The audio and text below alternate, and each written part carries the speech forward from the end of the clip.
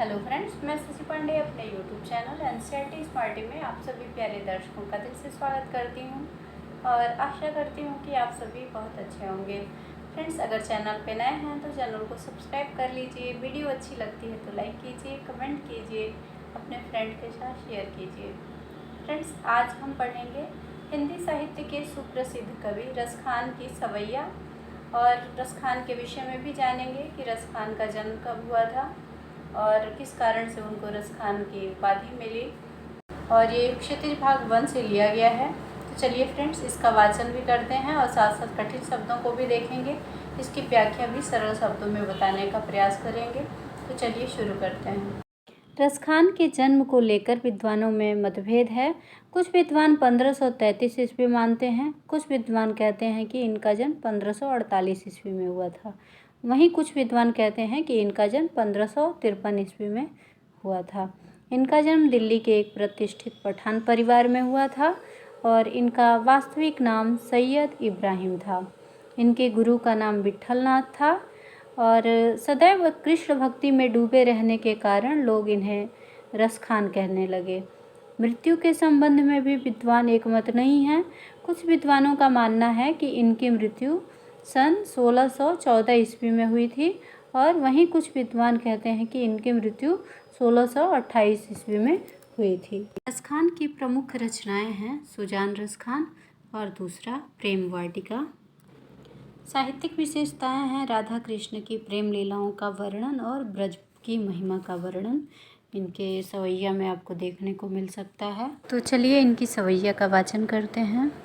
मानुष हों तो वही रस खान, बसों ब्रज गोकुल गाँव के ग्वारन। जो पशु हों तो कहाँ बस मेरु, चरो नित नंद की धेनु मंझारन। पाहन हो तो वही गिरि को, जो कियो हरि छत्र पुरंदर धारन।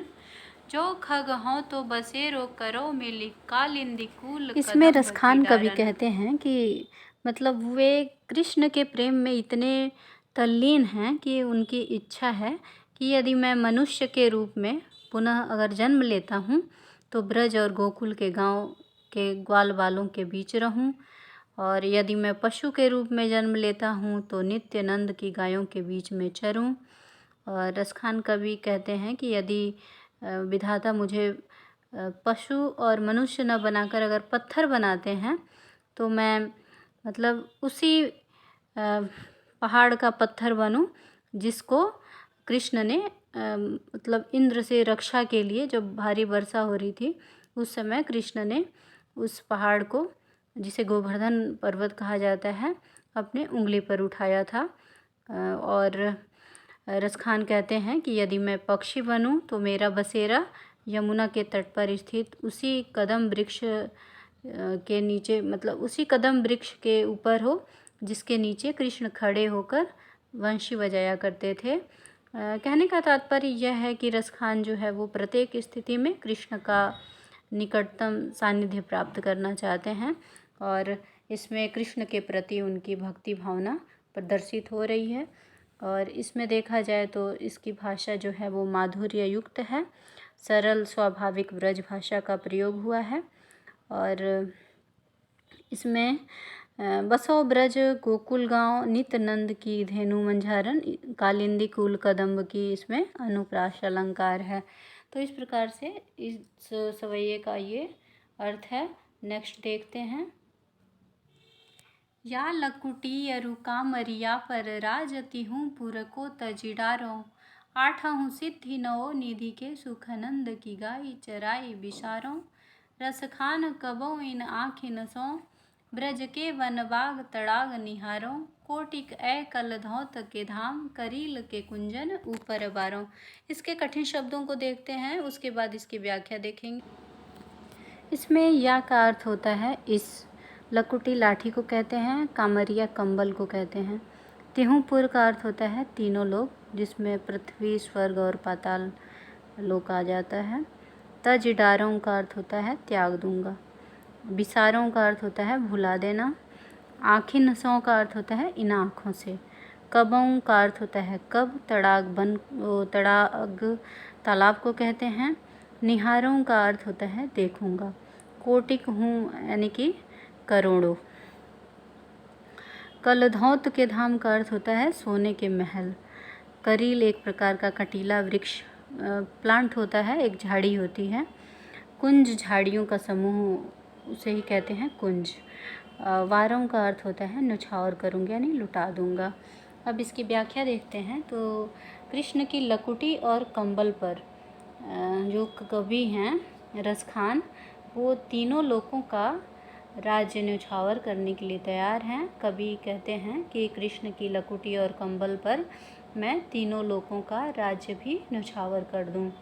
8 सिद्धियां और 9 निधियों के सुख को भी यदि नंद की गाय चराने का अवसर मिल जाए तो भुला जाऊं। और रसखान कहते हैं कि यदि केवल एक बार भी इन आँखों से मैं ब्रजमंडल के वन बागों को देख पाऊँ तो उन पर करील के कुंजों पर यानी करील के कुंजों पर सोने के बने करोड़ों भवन में न्यौछावर कर दूंगा यानी लुटा दूंगा। तो इस प्रकार से कृष्ण के प्रति अगाध प्रेम इन पंक्तियों के द्वारा प्रदर्शित हो रही हैं। और यहाँ कवि जो है वो कृष्ण के प्रति अपनी अनन्य भक्ति का परिचय दे रहे हैं। और कवि कृष्ण का प्रेम पाने के लिए संसार के सभी सुखों को त्यागने के लिए तैयार हैं। 9 निधि ब्रज के वनबाग, करील के कुंजन में अनुप्रास अलंकार है, गाय चराई में स्वर मैत्री है। अगला सवैया है। मोर पखा सिर ऊपर राखियों, गुंज की माल गरे पहिरोंगी, ओढ़ी पीताम्बर लय लकुटी, बन गौधन ग्वारन रंग फिरोंगी, भाव तो वो ही मेरो रस खानी, सो तेरे कहे सब स्वांग करोंगी, या मुरली मुरली धर की, अधरान धरी अधरान धरोंगी। इसके कठिन शब्दों को देखते हैं। मोर पखा का अर्थ होता है मोर का पंख। राखियों का अर्थ होता है रखूंगी। गुंज का अर्थ होता है घुंची नामक एक बेल की फलियों से मिलने वाला बीज का जो दाना होता है और वो चमकीले लाल और काले रंग का होता है, उसे ही कहते हैं। और उन्हें पिरोकर उसकी माला बनाई जाती है। पीताम्बर पीले वस्त्र को कहते हैं। लकुटी लाठी को कहते हैं। गोधन का अर्थ होता है पशु। और भावतो का अर्थ होता है जो अच्छा लगे यानी जो प्रिय हो। स्वांग करोंगी का अर्थ होता है अभिनय करूंगी। मुरली वंशी को कहते हैं जिसे बांसुरी भी कहा जाता है। मुरलीधर कृष्ण का पर्यायवाची है। अधरान का अर्थ होता है होठों पर। और एक अधरान धरोंगी का अर्थ होता है होठों पर नहीं छुआऊंगी। तो ये इसके कठिन शब्दों का अर्थ है। अब इसकी व्याख्या देखते हैं। तो इसमें रसखान कवि कहते हैं कि हे सखी, मैं मोर पंख सिर के ऊपर रखूंगी, गुंजा की माला भी गले में पहनूंगी, लकुटी लेकर पीताम्बर ओढ़कर गायों और ग्वालों के साथ वन में भी घूमूंगी। और कवि कहते हैं कि गोपिका अपनी सखी से कहती है कि कृष्ण मुझे इतना प्यारे लगते हैं, इतने प्यारे लगते हैं कि मैं उनके रूप का प्रत्येक स्वांग तुम्हारे कहने से करूंगी, लेकिन शर्त यह है कि वह मुरली जो उस कृष्ण के अधरों पर विराजती है उसको कभी अपने होठों पर यानी अपने अधरों पर नहीं रखूंगी।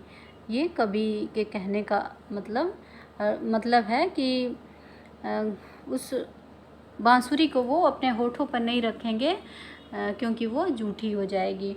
इसमें देखिए जो इसमें विशेषता अगर देखी जाए तो सौतिया डाह के कारण वे मुरली को धारण करना नहीं चाहते हैं, यानी कि एक प्रकार की जैसे ईर्ष्या की भावना होती है जिसे सौतिया डाह कहते हैं।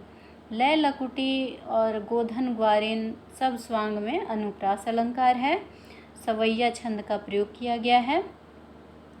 और अधरान धरी अधरान धरोंगी, यहाँ अधरान लगातार 2 बार प्रयोग हुआ है, तो इसमें यमक अलंकार है। पहले का अर्थ है होठों पर रखी हुई और दूसरे का अर्थ है होठों पर नहीं रखना। भाषा ललित और माधुर्य जो है वो गुण संपन्न है और यहाँ कृष्ण के रूप सौंदर्य पर मुग्ध होकर गोपियाँ उनका रूप धारण करने का स्वांग करने को तैयार हैं। अब नेक्स्ट सवैये को देखते हैं। काननि दे अंगुरी रहिबो जबहि मुरली धुनि मंद बजई हैं, मोहनि तान अनसों रस खानी अटा चढ़ी गोधन गए हैं तो गए हैं। तेरी कहो सिगरे ब्रजलोगनि काली को कितनो समुझई हैं, माई रिवा मुख की मुस्कानी संहारी न जई हैं न जई हैं न जई हैं। इसमें कठिन शब्दों को देखते हैं। बजइहें का अर्थ होता है बजाएंगे, मोहनी का अर्थ होता है आकर्षक और तान राग को कहते हैं। अटा चढ़ी का अर्थ होता है अटारी पर चढ़कर। गए हैं तो गए हैं का मतलब गाना चाहें तो गा सकते हैं, यानी भले गाएं वो। सिगरे का अर्थ होता है सारे, काल्हि का अर्थ होता है कर्ण, संहारी न जइहें का मतलब संभाली नहीं जाती। अब इसकी व्याख्या देखते हैं। तो जब कृष्ण मंद मीठी धुन में बांसुरी बजाएंगे तो मैं कानों में अंगुली कैसे दे दूंगी, ये कवि के कहने का तात्पर्य है। जब वे अपनी मोहिनी तान में गोधन के गीत गाएंगे तो घर की अटारी पर कैसे न आ जाऊं। इसलिए गोपी कहती है कि मैं बार बार पुकार कर ब्रज के लोगों से कह रही हूँ कि कल जब वे यहाँ आकर यानी कृष्ण मुस्कुराएंगे तो सबके लाख समझाने पर भी उनकी मुस्कुराहट के जवाब में मुझे मुस्कुराना ही होगा, अर्थात मैं कृष्ण की मुस्कान की मादकता से बच नहीं सकती। तो इस प्रकार से इन सवैयों का ये अर्थ है। आई होप आप सभी को वीडियो अच्छी लगी होगी, व्याख्या भी अच्छे से समझ में आ गया होगा। तो इसी के साथ मैं शशि पांडे विदा लेती हूँ। फिर मिलेंगे अगली वीडियो में। तब तक के लिए खुश रहिए, मस्त रहिए, अपना ख्याल रखिए। धन्यवाद।